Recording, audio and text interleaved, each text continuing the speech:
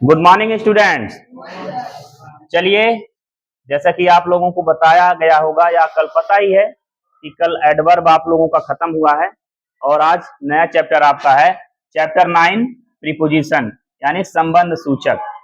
क्या होता है? संबंध सूचक। अब इसे गहराई से समझिए, आप संबंध सूचक क्या होता है और किसे कहते हैं।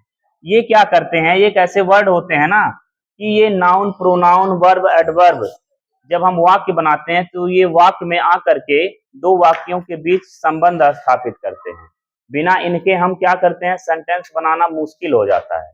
जिस प्रकार से जिंदगी में जैसे कि आप मानव जीवन पाए हैं तो बिना संबंध बनाए आपका काम चलेगा नहीं, बिना रिश्ता बनाए आपका काम नहीं चलने वाला है। जैसे आपके भाई बहन का रिश्ता, आपके माँ बाप का रिश्ता, आपके दोस्तों का रिश्ता, हर एक तरह से आप देख सकते हैं।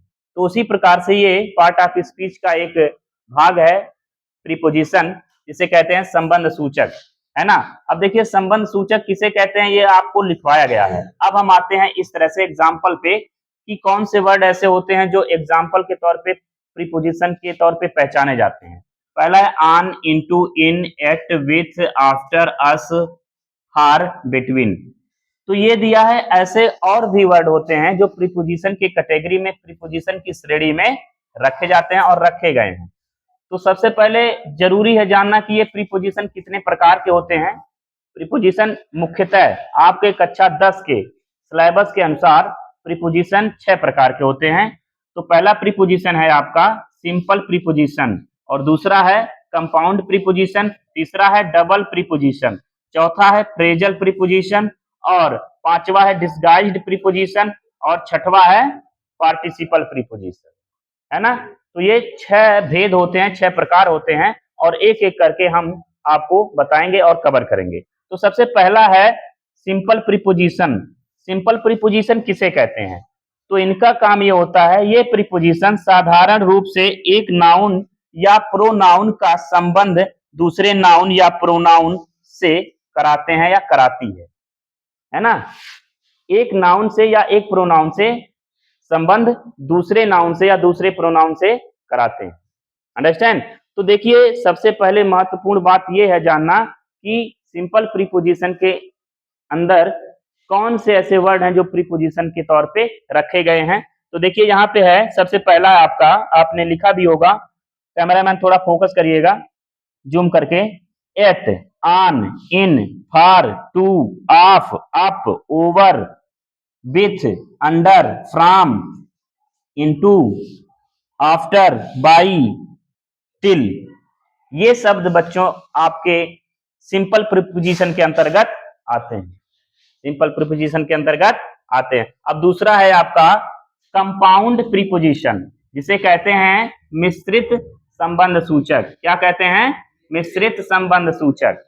तो देखिए ये प्रीपोजिशन क्या करते हैं, किसी नाउन, एडजेक्टिव या एडवर्ब, इनका जो कार्य क्षेत्र है थोड़ा सा बढ़ गया है। पहले था नाउन या प्रोनाउन का, लेकिन इनका है नाउन का, एडजेक्टिव का और एडवर्ब का। इनका कार्य क्षेत्र, कार्य अधिकार थोड़ा बड़ा है। पहले ए या बी लगाकर बनती हैं। देखिए जैसे कि across, about, beyond, about, among, beside, between आदि। अंडरस्टैंड? तो कंपाउंड सेंटेंस प्रीपोजिशन है। देखिए इसका अर्थ यह है इन प्रीपोजिशन में ए का अर्थ ओन, आन होता है। क्या होता है? आन होता है, ओह नहीं होता है। इसे कितने लोग यच बना लिए होंगे, लेकिन आन होता है।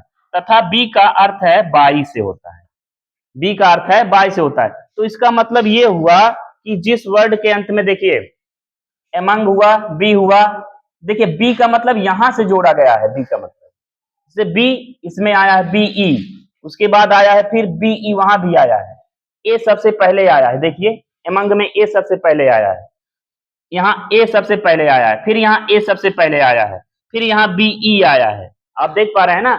इसीलिए वहां पे क्या दिया गया है, ए या बी लगाकर बनती है, ए या बी लगाकर बनती है।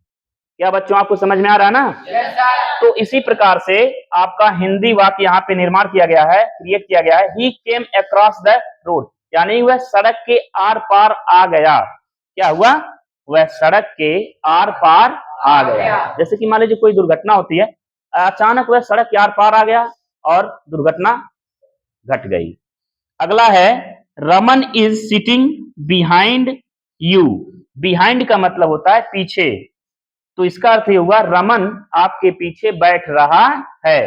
तो बच्चों अगले टॉपिक को कवर करने के लिए चलते हैं अगले प्रीपोजिशन के टॉपिक पे। Thank you.